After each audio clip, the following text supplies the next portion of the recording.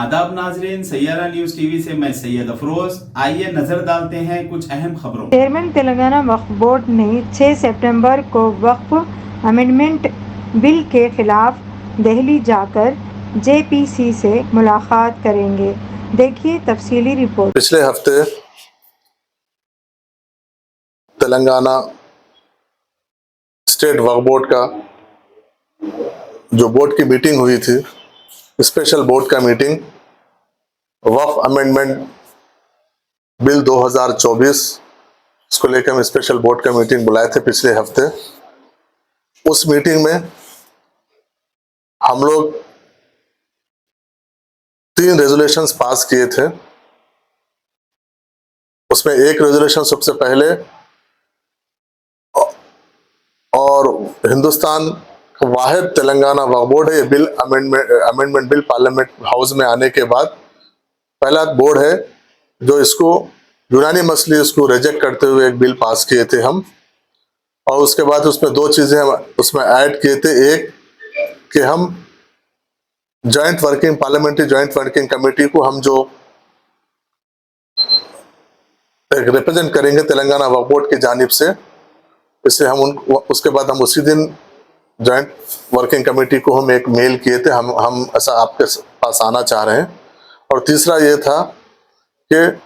तमाम non BJP states के वक्फ board के चेयरमैन और सीईओज को बुला के हम यहाँ पर एक कॉन्फ्रेंस करेंगे। तो रेजोल्यूशन पास होने के बाद हम गवर्नमेंट को भी रेजोल्यूशंस भेजे हैं,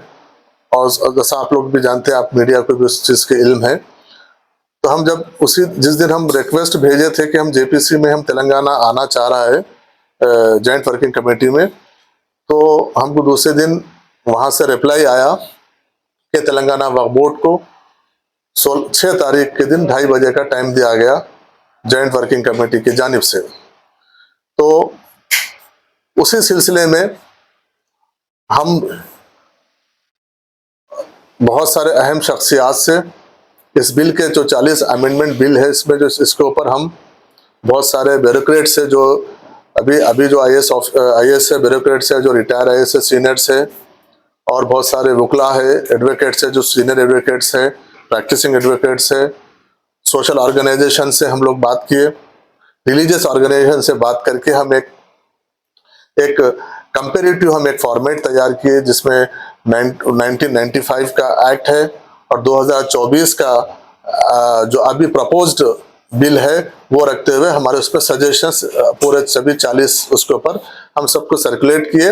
उसके बाद हम जो 6 तारीख के दिन हम जो प्रेजेंट करने के लिए जो हमारे पास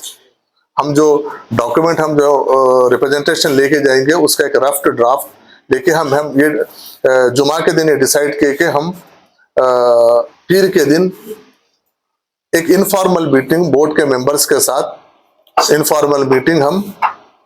रखेंगे, जिसके ऊपर हम डिस्कस करेंगे जो भी किसी के अगर कुछ सजेशंस है, इसमें कुछ कौन से सजेशंस है, कौन से हम इसमें रखना है, कौन सा निकालना है। उसके बाद फिर हम गवर्नमेंट से भी हम मशवरा किए, गवर्नमेंट से भी हम जाने की इजाज़त लिए, गवर्नमेंट भी इजाज़त दी। और उसके बाद फिर हम गवर्नमेंट का भी ये सजेशन था कि आप इनफॉर्मल मीटिंग आप मेंबर्स के साथ बैठिए। उसके बाद कुछ चेयरमैन जो हुकूमत में जो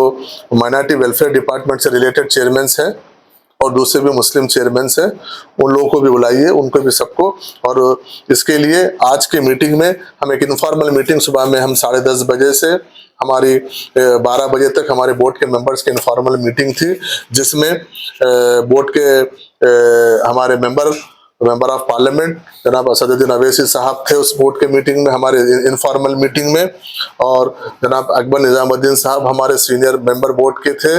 हमारे एमए के मुखीद साहब एक बोर्ड के मेंबर थे, और निसार हुसैन हैदरी साहब उस बोर्ड के इनफॉर्मल मीटिंग में थे, और वक्फ बोर्ड के नए सीईओ असदुल्ला साहब थे। और उसके बाद वक्फ बोर्ड के जो गए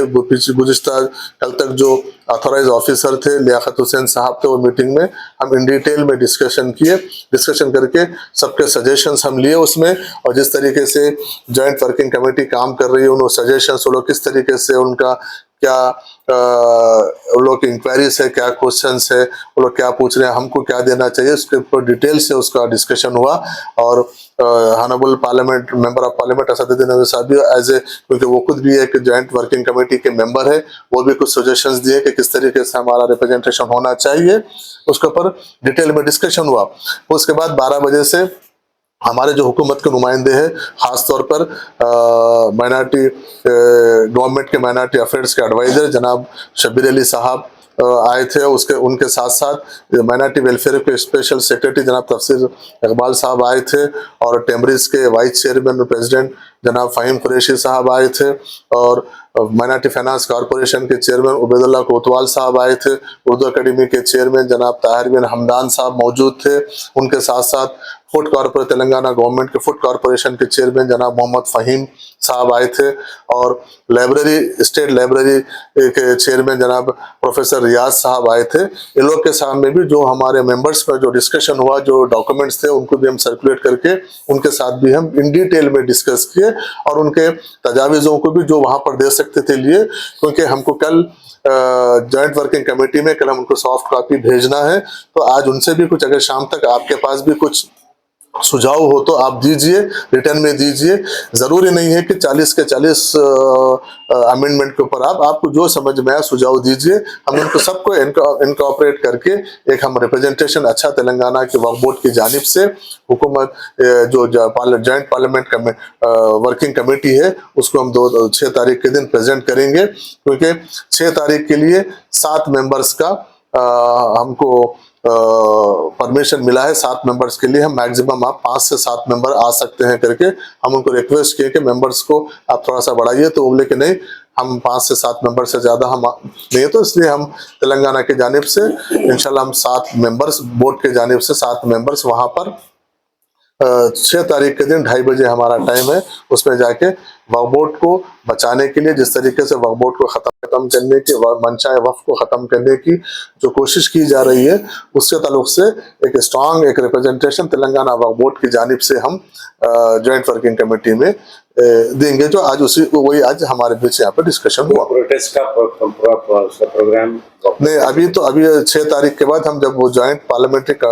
बॉडी, जॉइंट पार्लियामेंट्री कमेटी में जब हम प्रेजेंट करेंगे, उसके बाद फिर आगे क्या क्या स्ट्रैटेजी होगा फिर तय करेंगे। वो जो दूसरे रियासतों के वक्फ बोर्ड चेयरमैनों को बुला के, वो 6 तारीख के बाद हम डिसाइड करेंगे। उसमें प्रोटेस्ट का भी होगा, या जल्द से आम होगा, या फिर आपका दूसरे चेयरमैन, स्टेट्स के चेयरमैन और सीईओस को तेलंगाना को मिला के 10 नॉन बीजेपी स्टेट्स है, उसमें चेयरमैन और सीईओस वगैरह जहाँ पर चेयरमैन नहीं है वहाँ पर क्या करना है, उसके ऊपर तफसील से बात करके हम 6 तारीख के बाद उसका प्लान करेंगे। फिलवक्त तो 6 तारीख की तैयारी में 6 तारीख एक डॉक्यूमेंटेशन, क्योंकि वो स्ट्रांग हमारा एक सजेशन सब हमारा ओवरव्यू, हमारा व्यू उनके गवर्नमेंट के वो कमेटी के सामने हम रखने की कोशिश कर रहे हैं। जैसा कि आपने देखा नाजरीन, क्या हो रहा है देश और दुनिया में, इसी तरह के लेटेस्ट न्यूज़ देखने के लिए हमारे चैनल को सब्सक्राइब करिए, लाइक करिए, शेयर करिए और हमें दीजिए इजाज़त।